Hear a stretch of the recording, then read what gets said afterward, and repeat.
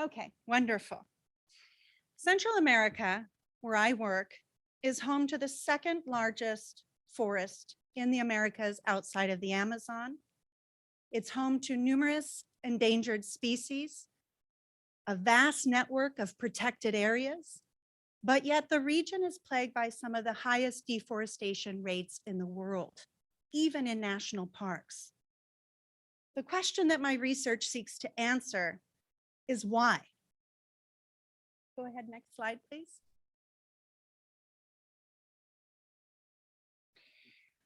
I'm going to argue today, based on the research that I've been doing for the past 10, 12 years in the region, that this conservation paradox that characterizes Central American protected areas is the combination of two flawed policies. On the one hand, we have strict conservation models that prohibit people from living in and working in national parks. This is what Dan Brockington calls fortress conservation. On the other hand, we have the US-led war on drugs, which has driven drug trafficking organizations to seek out more remote, more isolated spaces to do their trafficking. So I argue that the combination of strict conservation models with the war on drugs has produced a phenomenon that my colleagues and I call narco deforestation. On the other hand, we have the US-led war on drugs.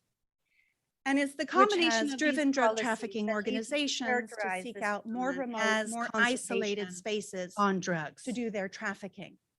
Go ahead. So I argue that the combination of strict conservation models, that's kind of harrowing with the war on drugs, has produced a phenomenon that my colleagues and I call narco deforestation. On the other hand, we have the US-led war on drugs. And it's the combination of driven drug trafficking organizations to We're getting seek out feedback more as more audio isolated spaces on drugs to do their trafficking. Go ahead.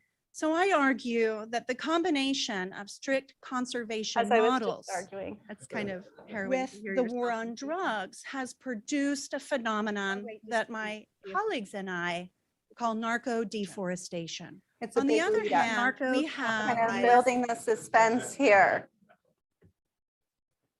Okay, I no longer hear myself. Goodness. Wonderful. Okay, thanks so much for sorting that out.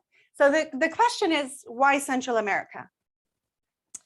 Central America is a place of immense ecological importance.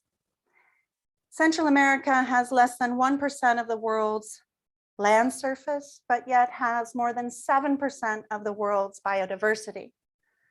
Central America is also a transit zone for cocaine, which makes it a really opportune place to study the environmental impacts of drug trafficking.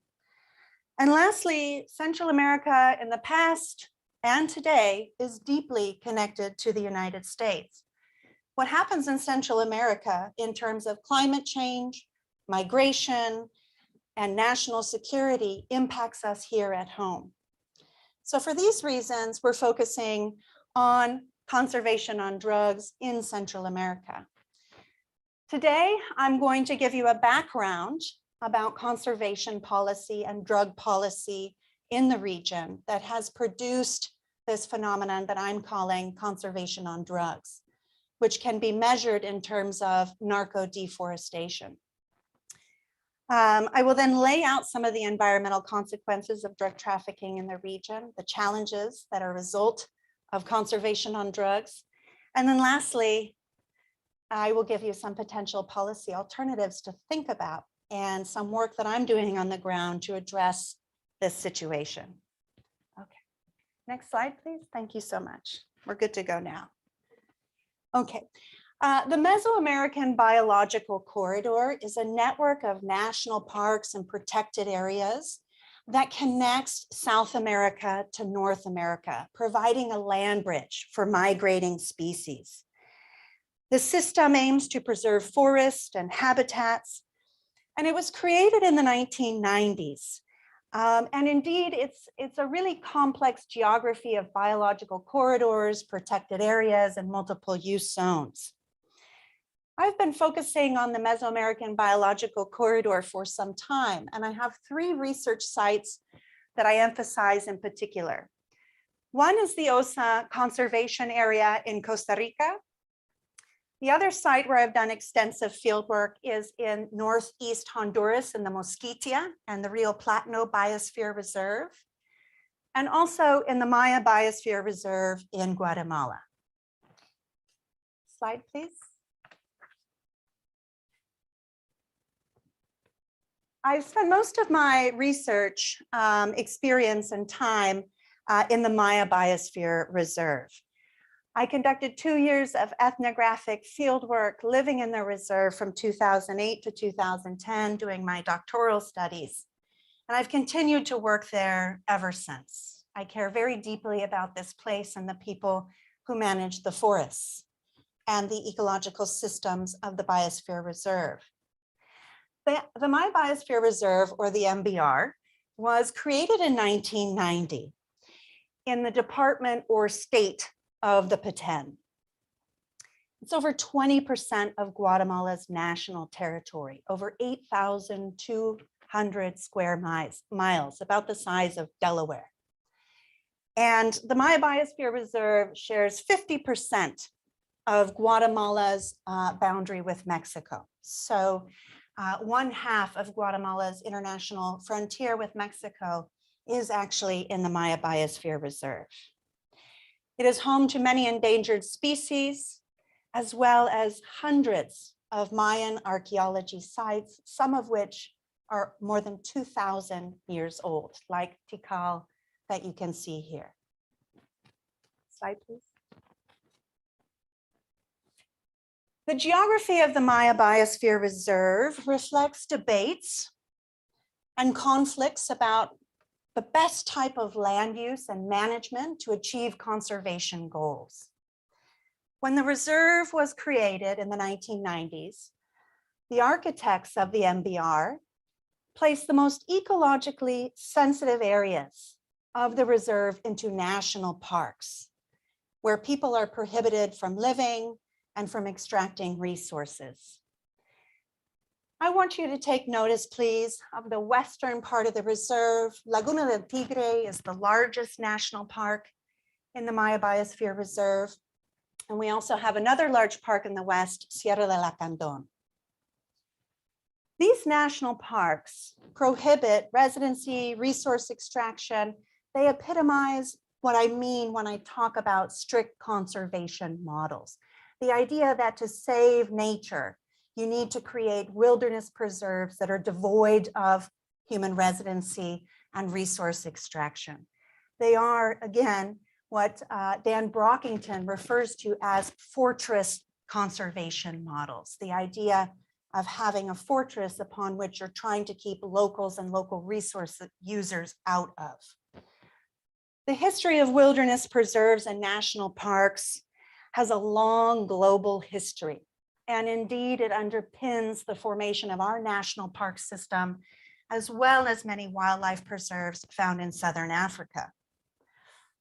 The MBR also has a multiple use zone, which is a different approach to conservation, which allows people who are living at the reserve during its creation in 1990 to remain rather than to be removed. And it allows for those communities to sustainably extract and use forest resources under close monitoring of the Guatemalan state, as well as the Forest Stewardship Council. Slide. Now, the Maya Biosphere Reserve, the Mesoamerican Biological Corridor, and the entire Central American conservation movement occurs alongside 2 large-scale dynamics that are critical to understanding conservation challenges in the region today. One, the reserve and the protected area movement took place during the tail end of several civil wars that characterized the region. So during the Cold War, as many of you are well aware, Central American nations were, yes, engaging in civil wars, but they were really proxy wars in which the United States played a large role, intervening into the domestic affairs of these countries in the name of fighting communism. And the civil wars in Guatemala, El Salvador, and Nicaragua meant that at the same time the protected area system was being created, the system was supported by weak and unstable democratic institutions that were really in their infancy after decades of military dictatorships. Honduras was a staging ground for military operations led by the United States in these so-called civil wars, which also led to the complete militarization of Honduran society in the 1980s and the 1990s. At the same time, the regions emerging from decades of war and protected areas are being created, cocaine comes to town, which is the second background dynamic you need to understand here. So in short, these very infant and weak democratic institutions, which included councils for national protected areas like in Guatemala, really didn't have a sure footing in terms of their governance strength, when cocaine and the corruption and capital came to town along with it.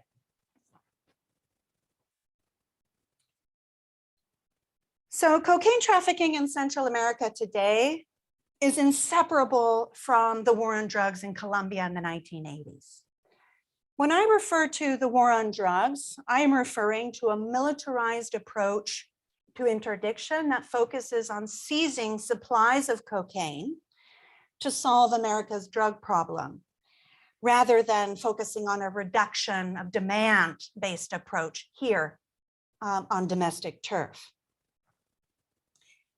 So interdiction is a cat and mouse game between state forces, drug trafficking organizations or DTOs, that motivates traffickers to seek out increasingly remote and isolated and scarcely populated places to conduct their business, to traffic drugs. And of course, national parks are a prime target because no one is supposed to be there. Police force are park guards.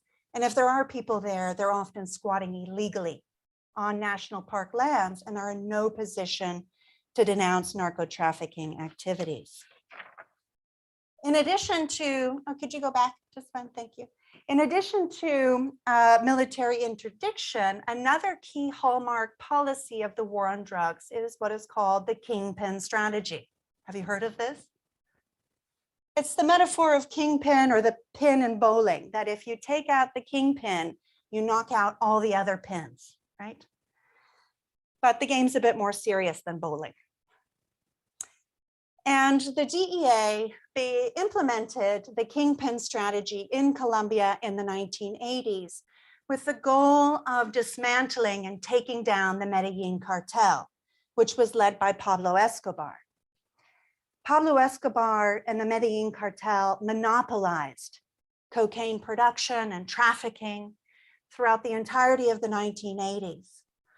And ultimately, the kingpin strategy led to the death of Pablo Escobar in 1993.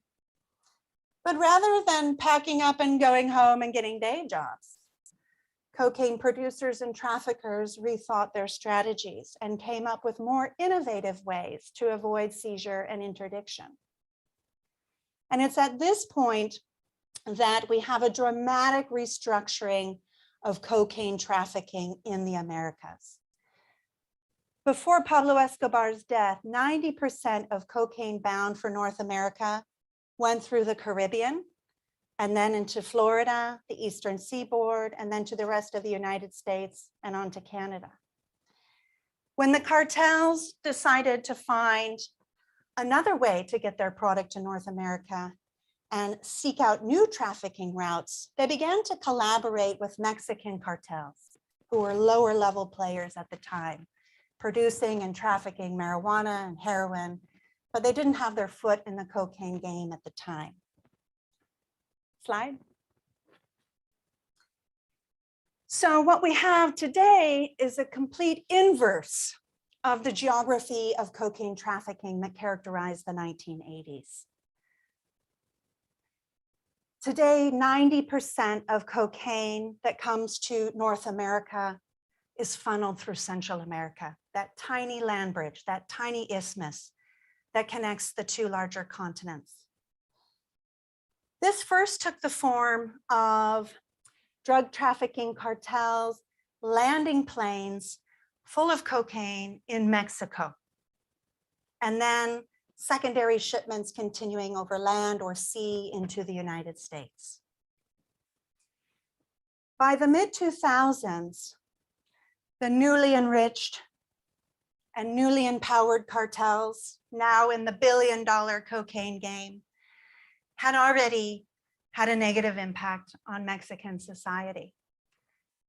And in the mid-2000s, there was a change in domestic leadership in Mexico, when after 71 years, the PRI party was voted out of power and the PAN party came to run the executive branch of the Mexican government. So we had a different administration that was more willing to cooperate with the US DEA and to receive support and intelligence and funding from the United States to fight the war on drugs in terms of interdiction, seizure, and engaging in military confrontation with cartels in order to solve America's drug problem. So in 2006, Felipe Calderon, infamously 2 weeks into his presidency, declares war on the narcos in a situation kind of like this. And boy, did he get one. The Zetas were born out of that militarization of the war on drugs in Mexico. And once again, we have what us geographers call another balloon effect in the cat and mouse game of interdiction.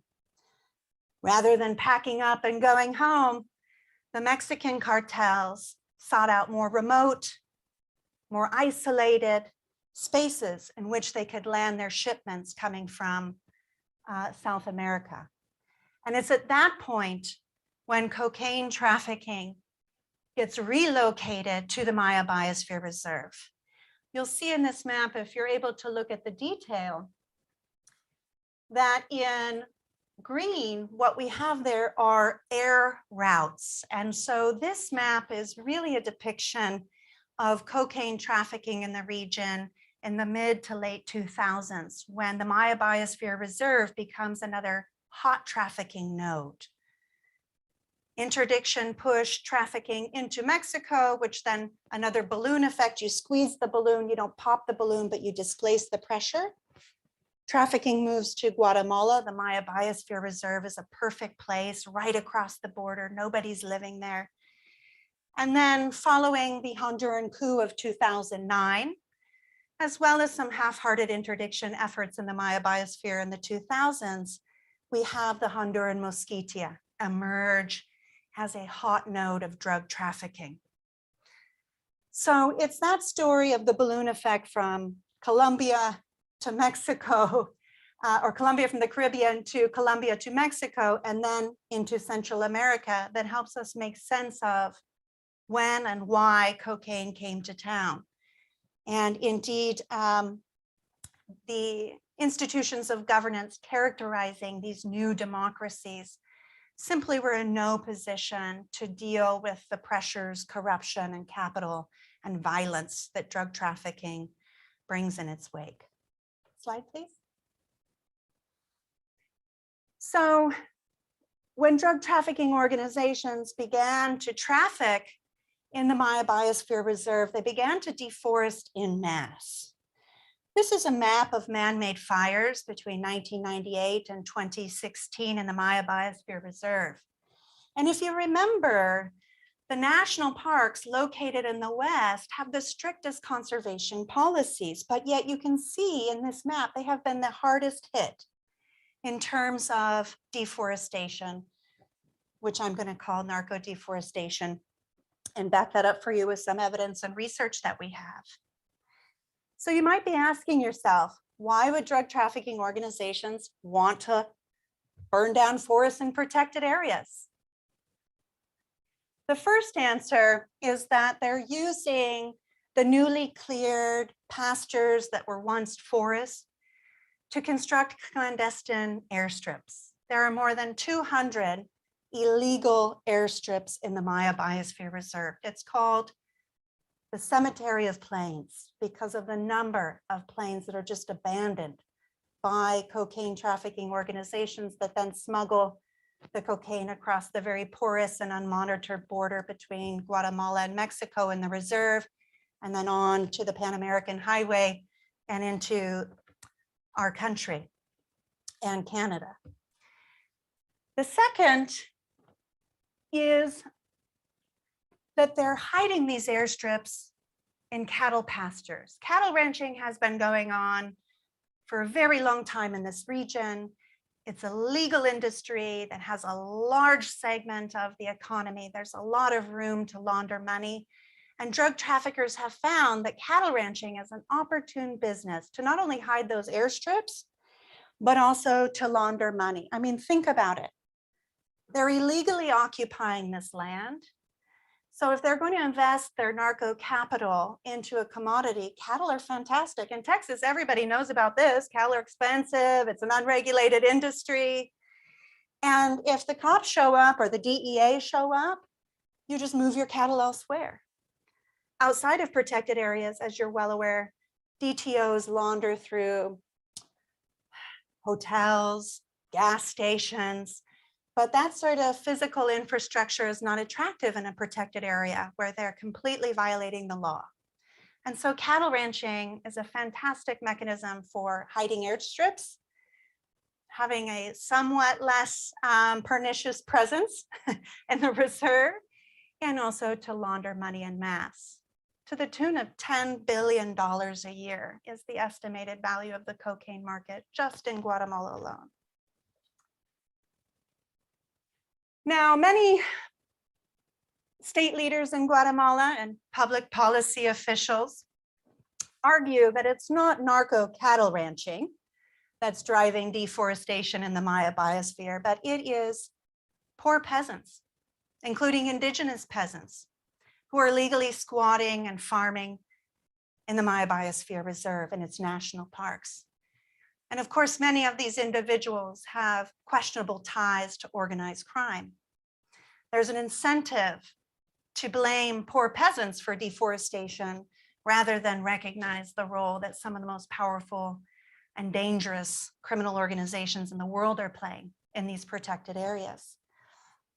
So I knew from my ethnographic research in the Maya biosphere that it wasn't poor peasants who were behind all that.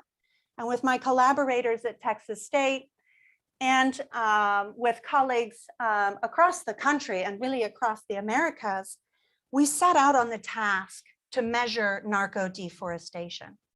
Slide, please.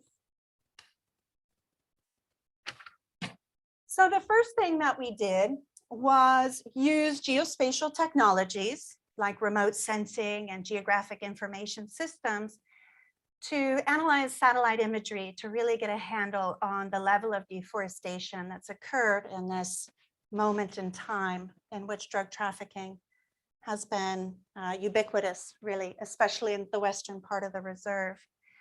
And what we found was that between 2000 and 2015, 30% of Laguna del Tigre National Park had been deforested.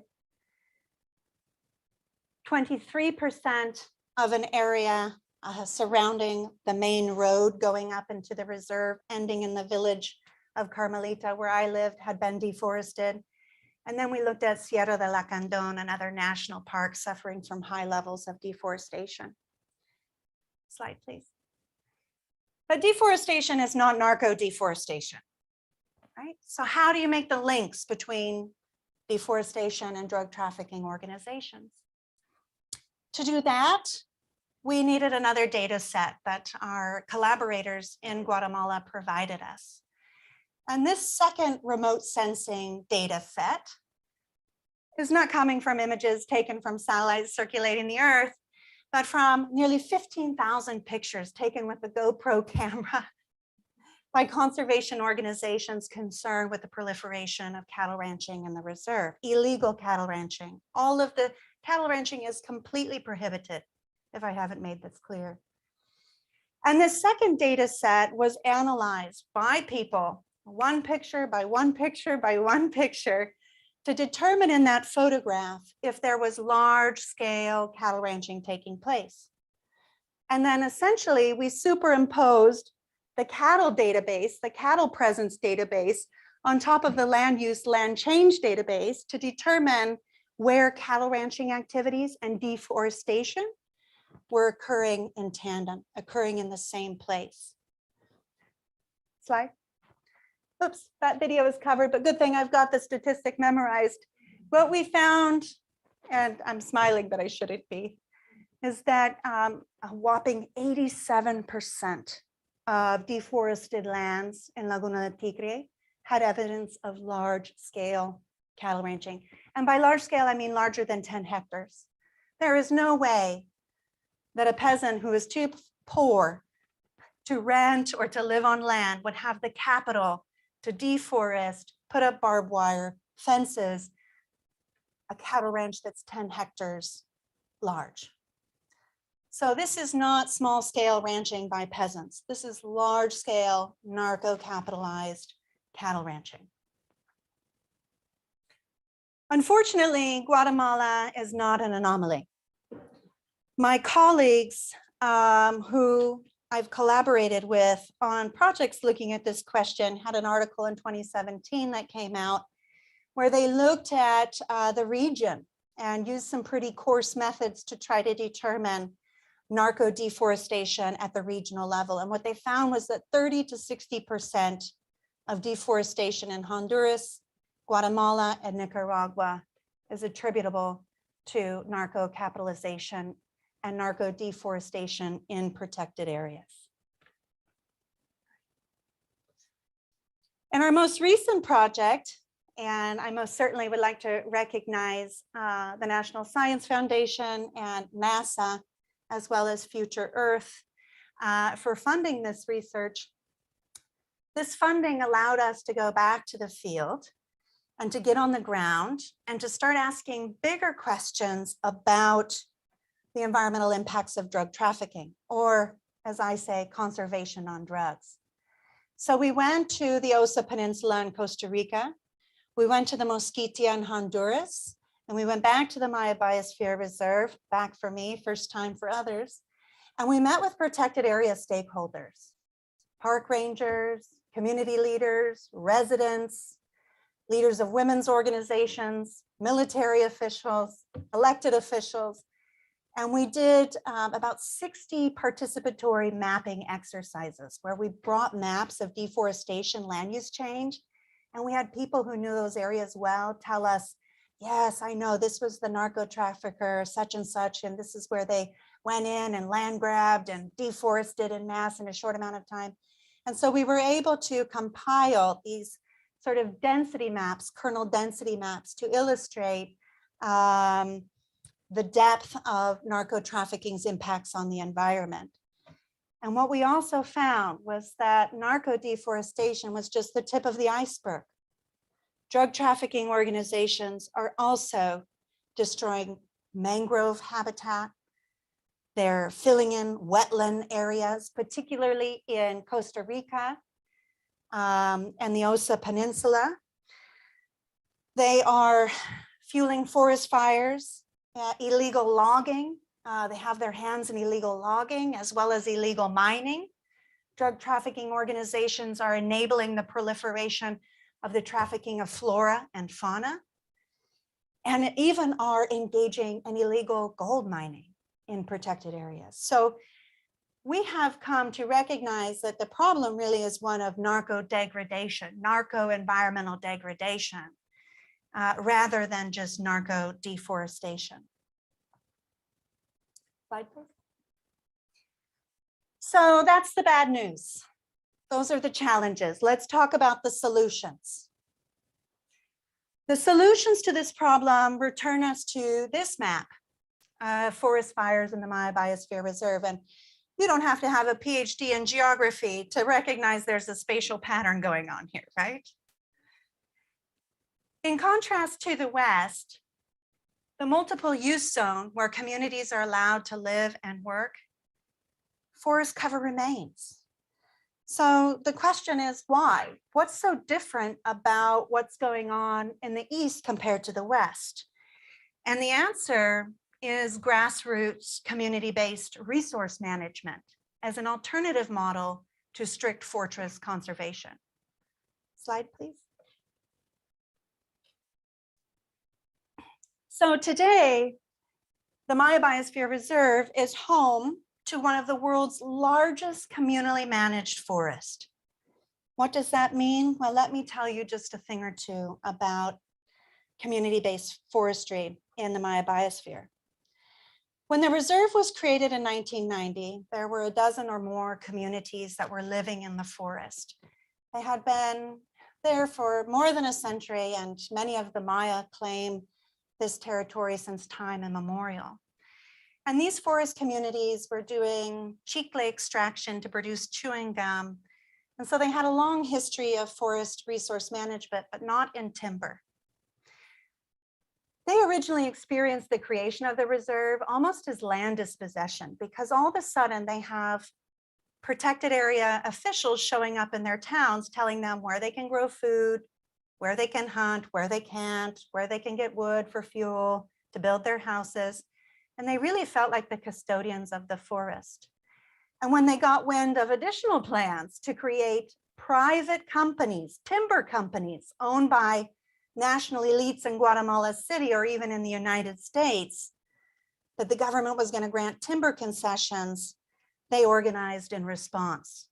Between 1994 and the year 2000, the community forest concessions were born through a long, protracted political process of Indigenous and non-Indigenous peasants and forest residents organizing themselves into 12 community cooperatives, which you can see here in the eastern part of the reserve.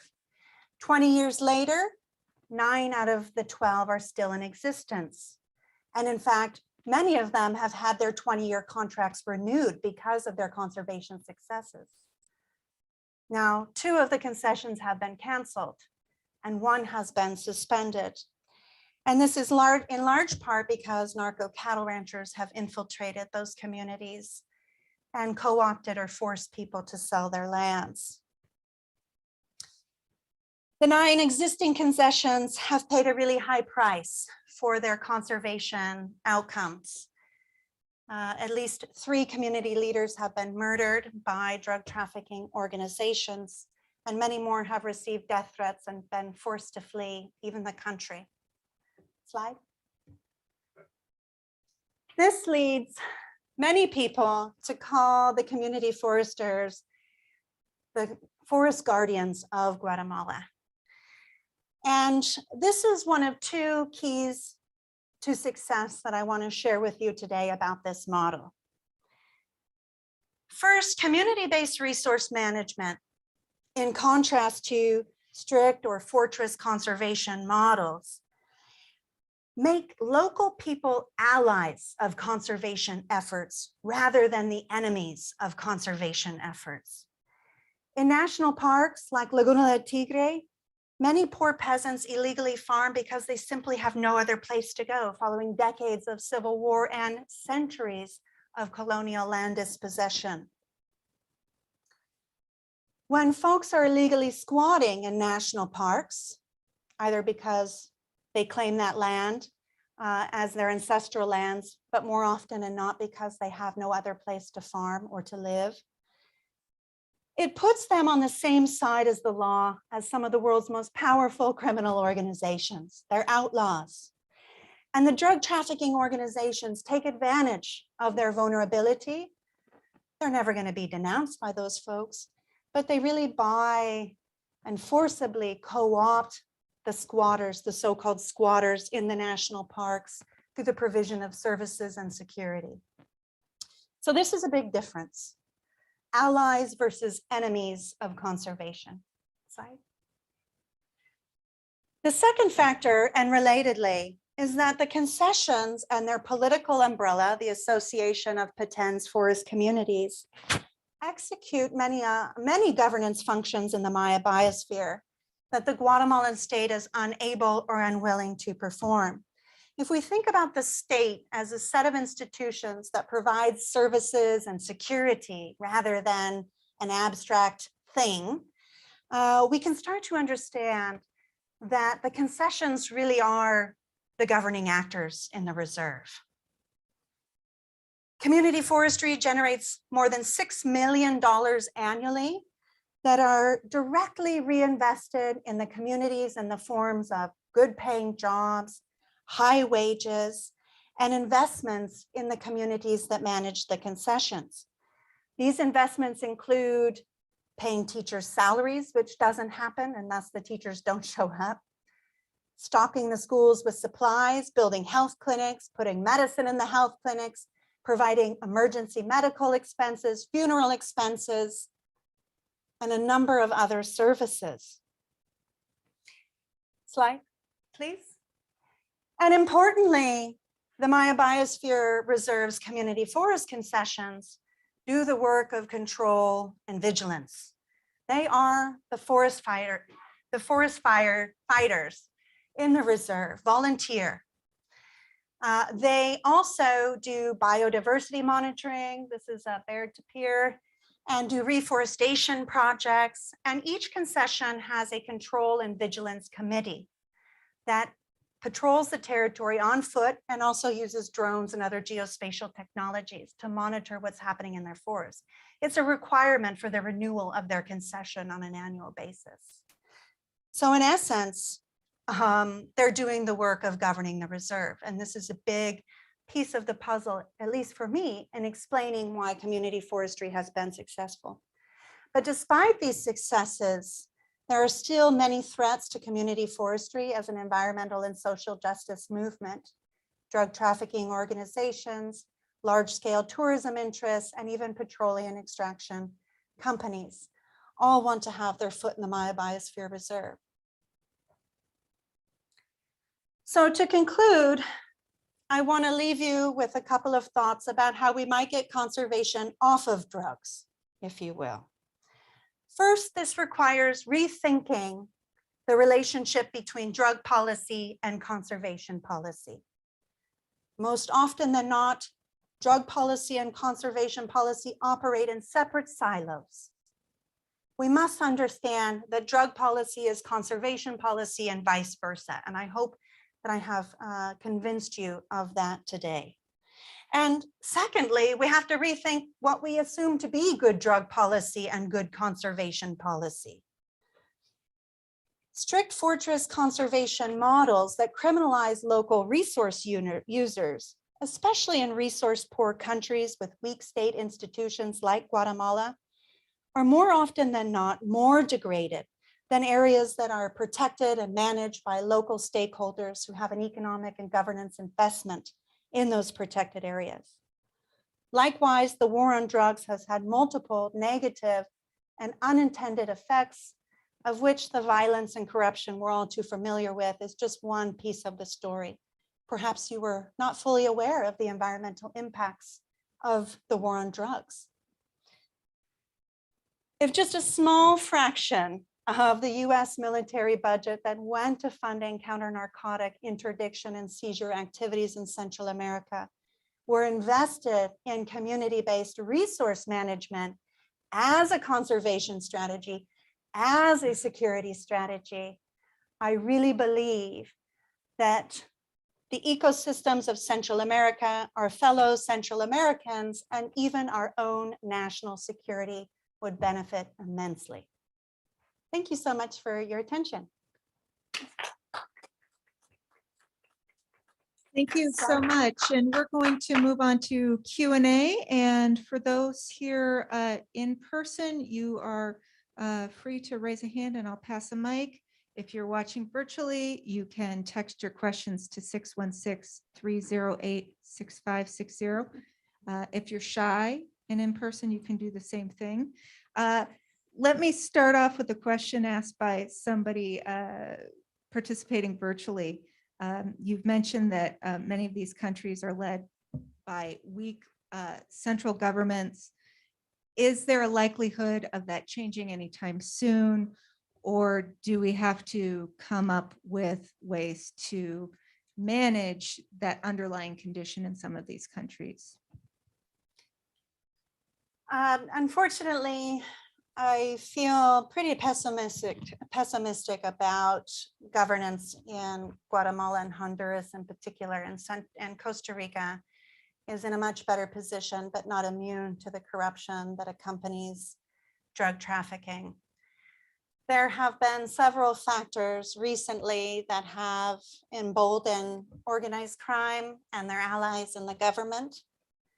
Some of this includes kicking out the United Nations Commissions Against Impunity in Guatemala, Salvador, and even in Honduras.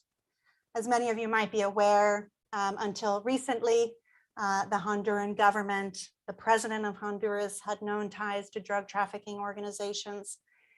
And we really have to be thinking about these institutions in terms of their diversity, right? There is a space to collaborate and to strengthen the rule of law within state institutions. But I also think that we need to recognize that the work of governing doesn't always happen by state institutions. And so precisely a way to circumvent some of the problems that we see in terms of finding collaborators, again, working with communities directly who are doing the work of governing, is an alternative way that also improves governance, but alleviates poverty for those people who are participating in these conservation models. As a follow-up, could you mention some of the international NGOs that are kind of helping and collaborating with these local groups, and ways that maybe they can help in that community-based resource management?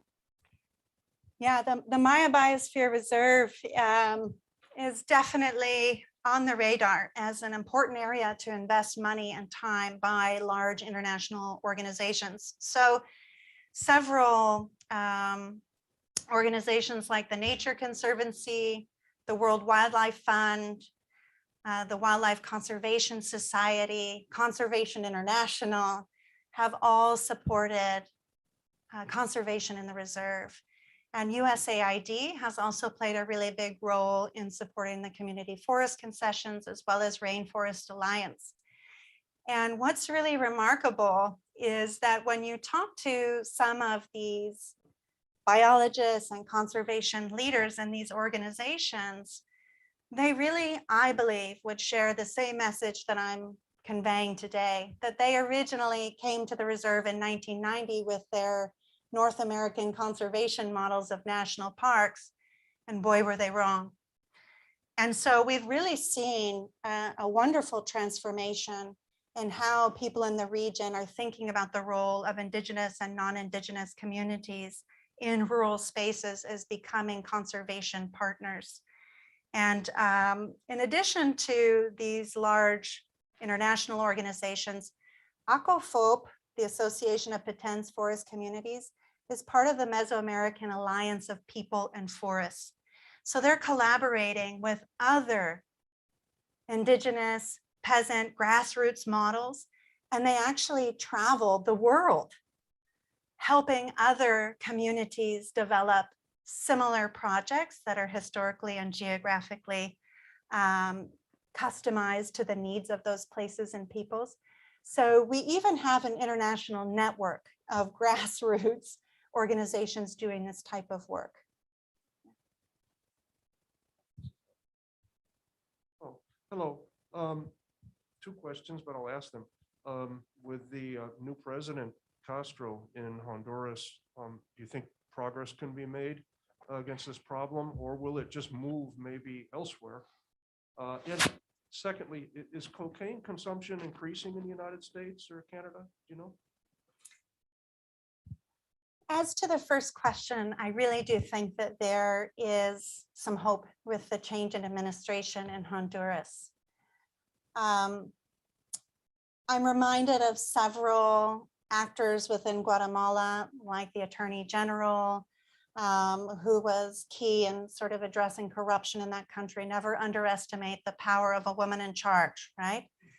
And so I think it's a positive change. Now, at the same time, I recognize that there's a lot of structural constraints in which the new president is going to find herself trying to address this problem. And in fact, I was talking earlier today about how several of the leaders of community forestry have been encouraged to run for political office in Guatemala. And there's almost this sense that you have to engage with these organizations at some level, or at least the corruption that permeates many of those institutions to even circulate and work in that world. So it'll be a challenge. And I think it's a challenge for many of our wonderful collaborators in Central America who want to make a difference, but yet face immense structural constraints that are backed up with billions of dollars in violence for anyone who goes against the grain. So fingers crossed. The second question, I think it's on a decrease. We'll see. A lot of that's COVID, and it's interesting how criminal organizations have diversified their operations in response to the difficulty of trafficking. And of course, we're in the midst of an opioid pandemic still. But also, thinking about drug consumption in Europe, there's still lots of demand. And the same story that I'm telling here about narco deforestation could also be told. And I'm interested in learning and doing research about the trafficking lines to Africa that also then eventually end up in Europe and make their way through the Amazon. So that's how I would answer that. Near the end there, when you mentioned the US military budget, if the budget was to move more towards a funding of helping community-based resource management, do you think it would help if the US military took a more active role in helping those communities while also maintaining a sense of security to maintain that the narco deforestation groups, the cartels, are pushed out and makes it more difficult for them to operate in trafficking? It's interesting. There are a lot of folks in my field who just say, get the military out of it completely. And I don't really think that that's realistic given where we are today, right? We can't go back in time and do things differently. And these actors are entrenched. But what we've seen in terms of drug policy and funding elsewhere with different presidential administrations is that some presidents understand that if you really want to get at the problem, you can't treat cancer with a Band-Aid. You're never going to end the drug problem in the US engaging in warfare with the cartels. And so if we really want to address the root cause, we have to strengthen the rule of law. We have to provide economic opportunities that are an alternative to working for organized crime.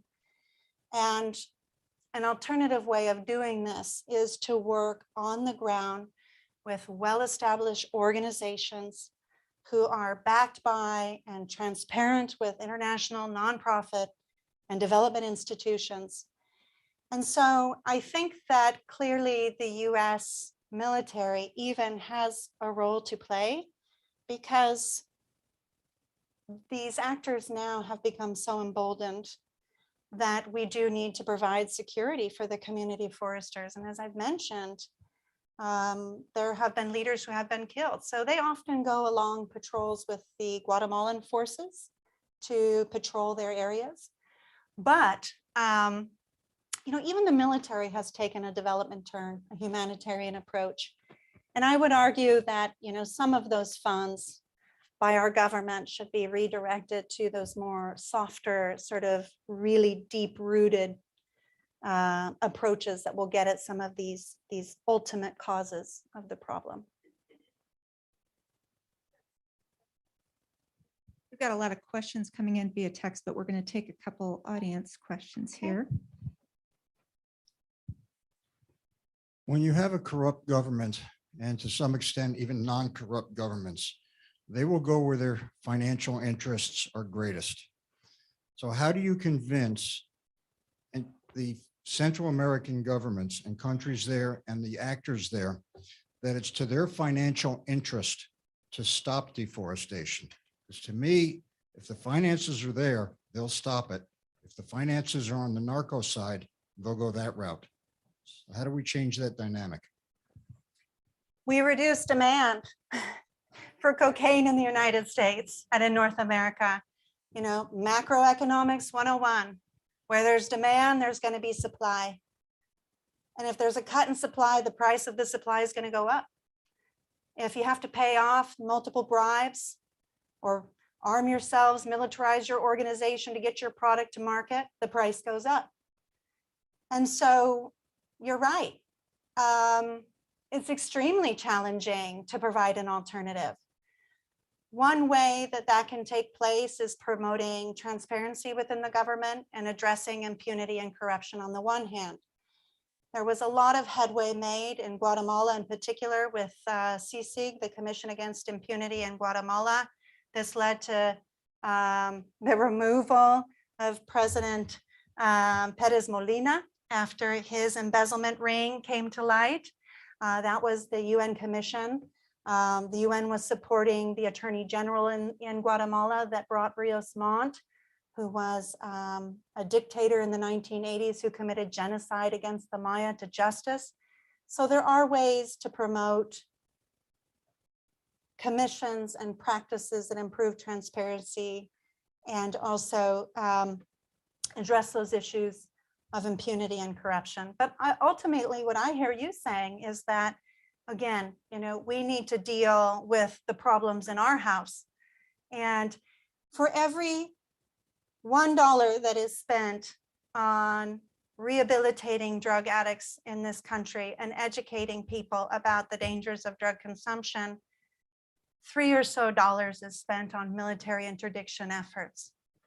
So, right, unless there's a reduction in demand, I think that we're ultimately going to have that supply.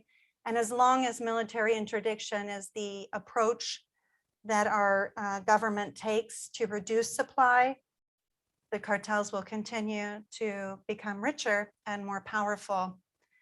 And it's, you know, it's really difficult. They call it the bullet or the bribe strategy. The first time the cartel comes to you, they offer the bribe. If you don't take the bribe, you oftentimes get the bullet. And so we really need to take it upon ourselves as American citizens to get our house in order if we ever expect Central America to be able to address this problem. Yeah, so I was just wondering if there was, I guess, a form of political representation, whether it's like guaranteed seats for Indigenous communities or for these community co-ops, that is present in any of the Central American, you know, regions that we were talking about today, or if it's more of like a, not necessarily sovereign region, but like more of an autonomous, like, you know, hands off, you kind of do your thing and we'll help you with, like you mentioned, the shared patrols and stuff like that. Yeah, that's a really good question. And most certainly, Max could tell you a lot about that too. I think, you know, working with governance systems in Latin America, most certainly, Guatemala has a long history of grassroots organizing and peasant organizing, and community forestry is just one example. Outside of protected areas, there are Indigenous councils and autonomous Indigenous municipalities that are able to really play a large role in governance and really sort of substitute the absence of the state, or even provide a more just, more transparent political system. And this goes back to colonial times. It has deep roots, and other successful conservation and development models that I've seen in Guatemala, for example, Indigenous-led tourism around Lake Atitlan, are in these Indigenous autonomous municipalities. And again, there you see ordinary people pulling together money to buy a landfill, to implement waste management, to put in clean drinking water filtration systems. And so it's another example of how bottom-up grassroots governance is really filling the void in terms of meeting people's basic needs and providing economic opportunities. We'll take some questions from our virtual audience. As demand continues for drugs, will that lead to increased conflicts between traffickers and the community forest groups? Will traffickers need more land? And what do we do about that?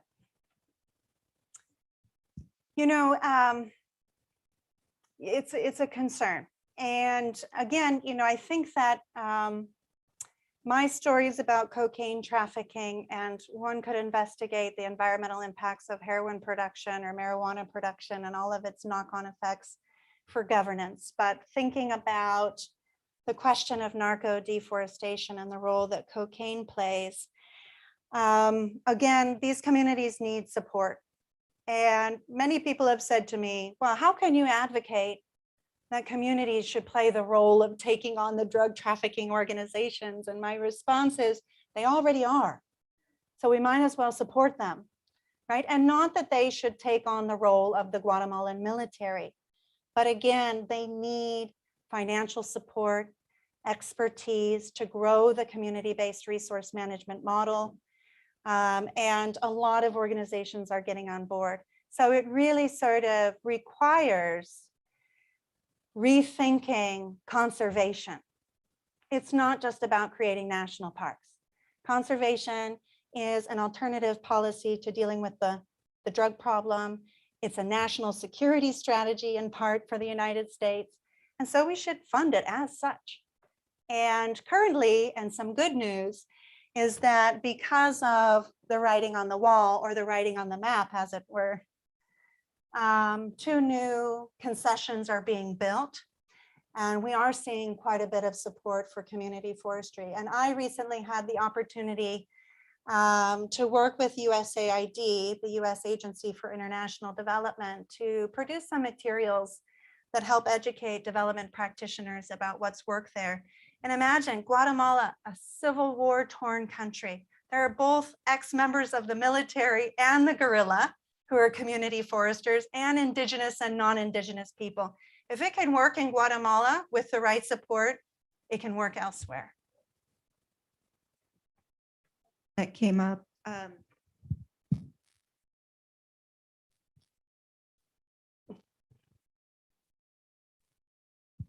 Just for clarity, did you say conservation policy is influencing drug trafficking because of the lack of governance? And by that, do you mean that fortress model of conservation? Yes, thank you so much for the clarification. When I talk about conservation policy contributing to this problem, is precisely the idea that fortress or strict conservation that prohibits people from living and working in protected areas is the right way to approach the question of conservation. So yes, conservation policy is fueling deforestation because the assumptions and models of conservation that were born out of the United States and even the colonial experience for many European countries in places like Southern Africa, it's been exported to Guatemala and it's completely inappropriate. 50% of Guatemalans are Mayan and they practice subsistence agriculture as a way to reproduce their culture and their cosmology. So the land question, the need for land is pressing.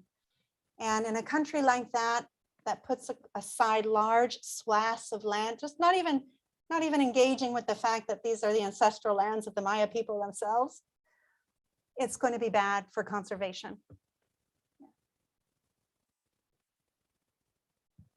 You've already addressed this a little bit, but why doesn't the US have more involvement in taking down the cartels? And then maybe as a follow-up to this, in what ways is the Mexican government supporting efforts to stabilize the region? Well, I do think that the US government is still engaging in a lot of efforts to take down the cartels. Military interdiction is still happening. And what happens as a result is another sort of term in drug trafficking lingo, which is the Hydra effect. When you take out a kingpin or a capo, rather than the organization being dismantled, it's oftentimes number 2, number 3, or number 4 in the organization that are now vying for control. And sometimes they fight amongst themselves and they splinter off. And then all of a sudden, what was once stable trafficking routes become territorial squabbles for these organizations. So that's what we've seen in Mexico. And what happened in Mexico after the Calderon administration, the PRI were voted back into power and basically took a step back and said, we're going to take the more humanitarian approach. We're going to take the more institution building approach rather than the militarized approach that characterized the PAN administration. Now today, Mexico has López Obrador as president, and he's a lefty, and he's really focused on tourism development and promoting economic alternatives. But there are parts of Mexico like Guerrero that are narco territories. And I hear the stories from migrants at the border who tell me about what's happening in places like Chiapas or Guerrero. And so, you know, once the beast is unleashed, it's a little bit hard to get control of the animal now that it's out of control. And there's a lot more that I could say about some things we could be doing to help address that problem. But certainly Mexican leaders are also rethinking the hard lessons learned during the Calderon administration. One question from the virtual audience. Is there any evidence in 2022 that points to illicit drug trafficking coming from Venezuela? And the other question is related to this. Are drugs still being imported to Central America, or are they being grown as well in these regions? The political crisis in Venezuela has reignited that trafficking route and that trafficking node. Most certainly, Venezuela is another example of nearly complete narco capture of the state. And some folks talk about this as a narco estado, a narco state, right? Where the lines between criminal organizations and state institutions becomes illegible, becomes so blurred that you don't know where organized crime stops and political institutions start. So most certainly what we have seen after Chavez and now the current crisis in Venezuela is that the Caribbean has been reactivated. And this is causing a lot of problems in the Dominican Republic and in Haiti as well, contributing to fueling similar problems of violence and corruption in those countries. My colleagues at the University of Alabama who do really fancy computational modeling using artificial intelligence and machine learning actually modeled interdiction as a complex adaptive system to illustrate how nimble drug traffickers are in responding to political crises, to take advantage of weaknesses in governance, to buy politicians or to traffic with impunity. When we talk about DTOs, in the same way that we think about the state, it's not a singular entity, it's an assemblage that's nimble, that articulates and disarticulates in terms of alliances and territories. And I think it's fair to say that organized crime is much more nimble and adaptive than our own governments, and probably will always be one step ahead of us in seeking out those new territories or going back to old territories as the political economy of the region changes. You mentioned that other parts of the world are experiencing similar challenges. Like I've just started to hear about these issues in Africa. Where are some of the other places in the world that are wrestling with the same issues? Well, the environmental impacts of drug trafficking look different in different places. And as a geographer, I really believe in starting from the geographic and historical specificity of place to understand how the environmental impacts of heroin production in Afghanistan or opium production in Afghanistan has different political or socio-environmental impacts. And so there's a whole, I think, burgeoning literature that aims to really understand the role of drug trafficking in global environmental change. An estimated 50% of deforestation in the world today is illegal. And some of these criminal organizations are illegally mining sand in places like Indonesia, or, there's just a lot of corruption. But with drug trafficking in particular, let's just take by way of comparison the production zone of cocaine. So the environmental impacts of cocaine in Colombia look a lot different as a production zone versus a transit zone. So these environmental impacts include, yes, deforestation and the cat and mouse game of interdiction as producers seek to escape surveillance and seizure. They deforest deeper into the protected areas that remain in the country to grow coca. And then, of course, there is glyphosate, which is the herbicide that has been used as part of the war on drugs in Colombia, that apparently Monsanto, its producer, states should be spread from no higher than 10 feet above the ground. But of course, if you're the DEA, you can't go into coca fields and be spraying plants. So instead, it's dropped by airplane. And it leaches into the water systems, into the crops.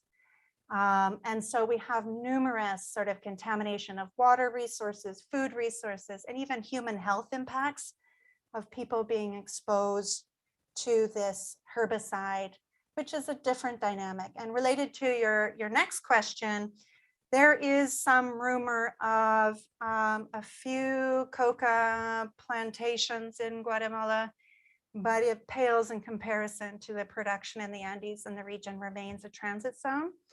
Although there is evidence that opium production is picking up, particularly in the Western Highlands along the non-Maya Biosphere Reserve border with Mexico. So that part of the country is also suffering from violence and narco infiltration. We're rapidly running out of time, and I just want to ask a couple of questions, so hopefully you can address them. One of the questions I got is, why did you get into teaching? And related to that, how many weeks, and let's be real, how many months and years of research and field work was required to really pull all of this together? Maybe you could talk about that. And then finally, is there anything that we can do, and I'm talking about citizens, everyday people, to help at this current moment? And we'll stop there for the night. Well, thank you so much. I love teaching and I love research, and for me, they're intertwined. So I teach the material that I research in my classes. I feel passionate about reaching young people who I think are really open to new ideas and are really concerned about the environmental crises that we all face. But teaching provides an opportunity for me to do research, and as well as teaching broader audiences. So I'm here tonight talking to the World Affairs Council because I want people in the general public to get this message. I want to share this information. And in fact, my Guatemalan collaborators tell me that's my role. They say, Jenny, we can't talk about this here in Guatemala. We need you to go and tell policymakers, American citizens, and your students about what's happening and the role that drug trafficking is playing and how it's threatening our social and environmental justice movement. So I'm the gringa who says things that can't be said by Guatemalans who don't have the luxury of being able to leave if the going gets rough. So teaching is about outreach, it's about research. And this narco thing came up over a coffee with somebody at breakfast in the Maya Biosphere Reserve. I didn't seek out this research. It found me. But I have found that many people, like those of you who are willing to show up today, realize that this is a problem.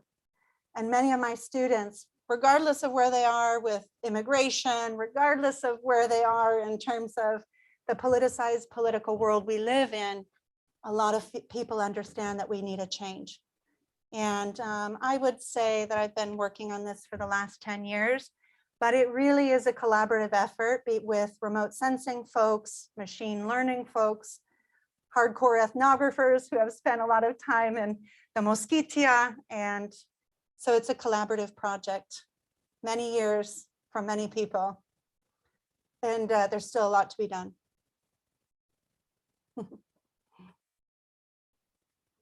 Thank you. Yeah, do I get to sit down? Yes, please. Okay, thank you.